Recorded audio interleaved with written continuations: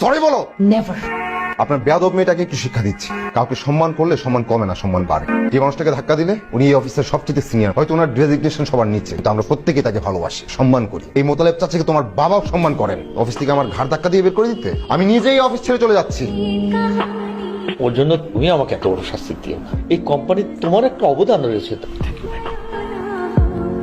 তোমার পরিবর্তন দেখে ভালো লাগছে, সবকিছু আপনার জন্য শুনে ভালো লাগলো আমার জন্য কারো জীবনে পরিবর্তন আসছে। তোমার বাবার অফিস বলে তুমি যা ইচ্ছা তাই করে যাচ্ছ, যা আমার মোটেও পছন্দ হচ্ছে না। আদিলের বাসা না আন্টি? হ্যাঁ। এই মেয়ে, তোমার সমস্যা কি? নর্মাল কথা তুমি বুঝো না? সোজা বাসায়। অল্প বয়সে বেশি পেকে গেছো তাই না? কি আছো? এই মেয়ে কান্না করে কেন? এই কথা কানে যায় না? আসো, সোজা বাসায় যাবো।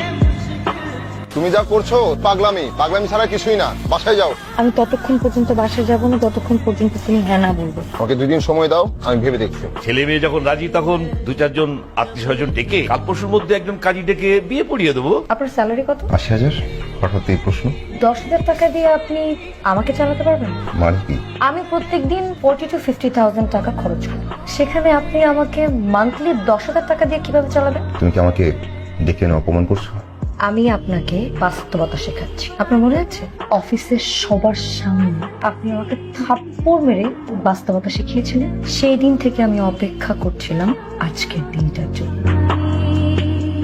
আর কোনোদিন আমাকে ফোন করবে না। Please Adil, I am really sorry. তোমাকে তাড়িয়ে দেওয়ার পর থেকে আমার মনের ভেতরটা কেমন যেন অনেক শূন্য শূন্য লাগতেছে।